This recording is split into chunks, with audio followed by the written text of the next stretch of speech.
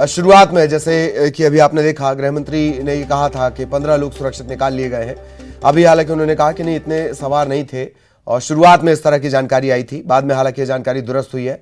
14 लोगों के शव निकाले गए हैं जिनकी शनाख्त हो पाई है। अब तक जिनकी शनाख्त हो पाई है उसमें या तो राजस्थान के रहने वाले हैं और या फिर महाराष्ट्र के रहने वाले ये बताए जा रहे हैं। बाकी शवों की भी शनाख्त की जा रही है और उसके बाद ये साफ हो पाएगा कि कहां से कौन जो इस घटना में हताहत हुआ है।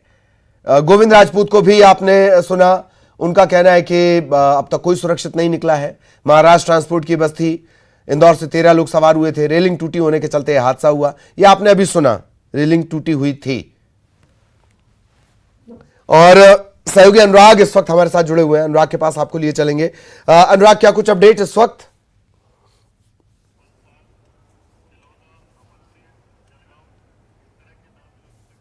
देखिए, सुबह से जो अलग अलग बयान निकल कर आ रहे थे उसके बाद अब तस्वीर साफ होती हुई नजर आ रही है। गृह मंत्री नरोत्तम मिश्रा ने अब ताजा रिपोर्ट मीडिया के सामने रखी है और उन्होंने कहा है कि कुल 13 से 14 लोग बस के अंदर सवार थे, लेकिन सबसे बड़ी बात यह है कि एक भी व्यक्ति उसमें सुरक्षित नहीं बचा। ऐसा सरकार का कहना है। जो ड्राइवर कंडक्टर था उसकी शिनाख्त अभी तक नहीं हो पाई है। रेस्क्यू ऑपरेशन अभी भी जारी है। 13 से 14 लोगों को निकालने की बात की जा रही है और ये भी पता लगाया जा रहा है कि क्या ये संख्या और ज्यादा हो सकती थी, क्योंकि अभी तक जो बॉडीज हैं जो निकाली गई हैं वो 13 से 14 लोगों की बॉडी निकाली जा चुकी है। जो बस है उसको भी क्रेन के जरिए खाई से निकाला जा चुका है, लेकिन रेस्क्यू ऑपरेशन अभी जारी है। तो अब बिल्कुल तस्वीर साफ है। हालांकि हादसा किस कारण से हुआ इसको लेकर अलग अलग मंत्री अलग अलग तरीके से जवाब दे रहे हैं। जो कि परिवहन मंत्री, उनका कहना था कि रेलिंग टूटी थी, इसी की वजह से हादसा हुआ। खबर इस बात को भी लेकर है कि सुबह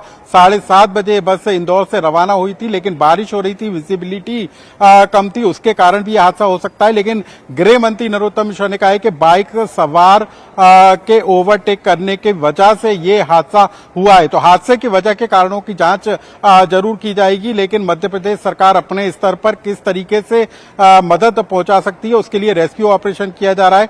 खुद मुख्यमंत्री शिवराज सिंह चौहान ने महाराष्ट्र के मुख्यमंत्री एकनाथ शिंदे से भी फोन पर चर्चा की और इस बात का भी भरोसा दिलाया कि राज्य सरकार सभी जो मृतक हैं उनको ससम्मान महाराष्ट्र पर उनके परिवारों तक पहुंचाने का काम करेगी। तो महाराष्ट्र से लेकर मध्य प्रदेश तक दोनों मुख्यमंत्रियों की बात हुई है और इस पूरे मामले को लेकर क्या कारण रहे थे ये जांच के बाद खुलासा होगा। लेकिन जो सबसे बड़ी खबर है कि जो सभी लोग जो बस में सवार थे उनमें से कोई सुरक्षित नहीं बचा है, ये सरकार का दावा है। सभी लोगों की मौत हुई है। जी ललित। जी, कोई भी सुरक्षित नहीं बचा और सभी की मौत हुई है। हम वीडी शर्मा से भी लगातार चर्चा हमने की, अनुराग, और उनके तरफ से भी ये कहा गया कहीं अगर कोई लैक है, कहीं कोई कमी है तो वो पूरी की जाएगी। सवाल ये है कि जब सीएम साहब सख्ती दिखाते हैं तब तो आरटीओ के महकमे सड़क पर नजर आते हैं और उसके बाद वो वैसे ही शिथिल पड़ जाते हैं आदतन। अनुराग।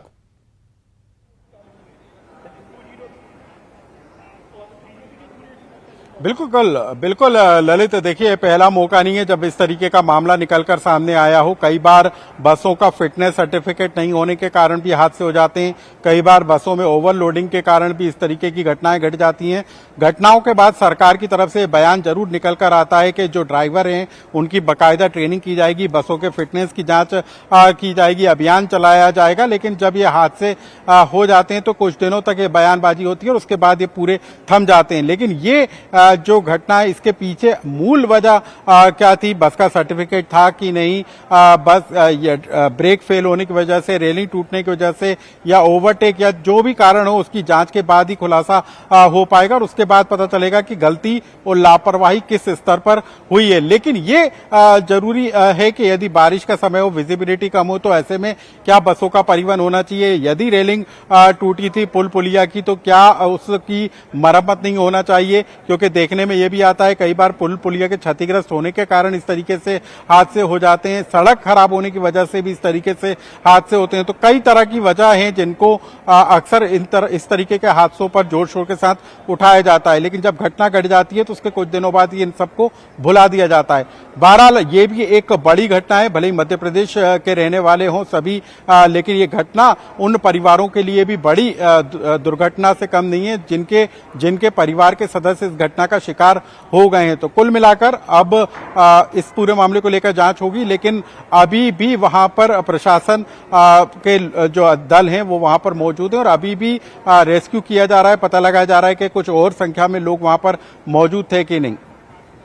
जी, हालांकि इसे लेकर अब बार बार अलग तरह की बातें निकलकर सामने आ रही हैं कि वहां पर कितने लोग मौजूद थे। एक और बात है कि ये कितना बड़ा विरोधाभास है अनुराग, कि दो अलग अलग महकमों के जिम्मेदार और दोनों की जानकारियां जो हैं वो विरोधाभास से भरी हुई। हमें यह भी ध्यान रखना होगा कि इससे पहले जो हादसा हुआ मेरा ख्याल सीधी और सतना में, तब भी बड़ी बड़ी बातें की गई। मैं कहीं भोज में नहीं बैठूंगा, मैं किसी सार्वजनिक कार्यक्रम में हिस्सा नहीं लूंगा, या ये नहीं करेंगे वो नहीं करेंगे। आपके भोज अगर इन हादसों को रोक सकते हैं तो रोकना चाहिए।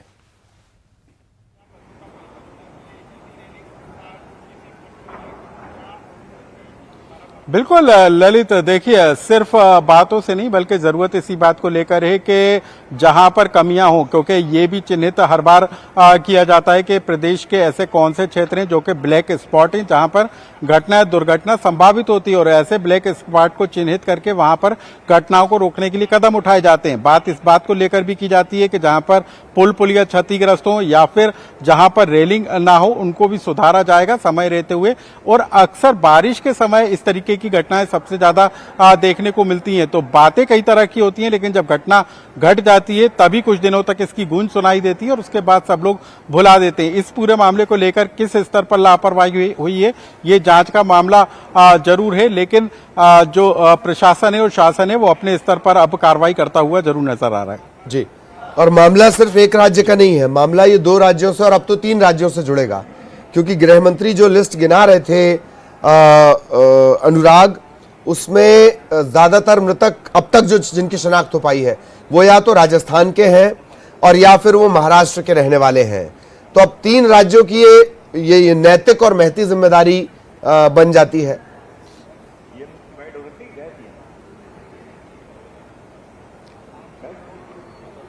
बिल्कुल ललित, देखिए क्योंकि वो महाराष्ट्र सरकार के जो ट्रांसपोर्ट सिस्टम है उसके तहत चलाई जा रही बस थी, लेकिन जो लोग इसमें सवार थे उसमें राजस्थान के कुछ लोग बताए जा रहे हैं, महाराष्ट्र के। हालांकि अभी तक जो सरकार है उसका कहना है कि मध्य प्रदेश का एक भी निवासी इस बस में सवार नहीं था। हालांकि अभी जो शुरुआती नाम निकल कर आए जिनकी शिनाख्त की गई है वो महाराष्ट्र और राजस्थान के निकल कर आ रहे हैं, और जैसे जैसे सबकी शिनाख्त होती जाएगी तो ये पता चलेगा कि मध्य प्रदेश का भी कोई निवासी उसमें सवार था या नहीं। 3 राज्यों से ये जुड़ा मामला है, लेकिन सीधे तौर पर महाराष्ट्र बस ट्रांसपोर्ट की ये बस थी, तो कहां पर लापरवाही हुई है महाराष्ट्र सरकार के स्तर पर भी इस मामले की जांच की जाएगी और एमपी सरकार भी इस पूरे मामले को लेकर जांच करेगी। तो ये एक बड़ा हादसा हुआ है, सुबह से इस पूरे मामले को लेकर चर्चा थी, लेकिन जो सबसे दुखद बात है यही है कि सभी जो 14 यात्री सवार थे उनको वो इस हादसे का शिकार हो गए।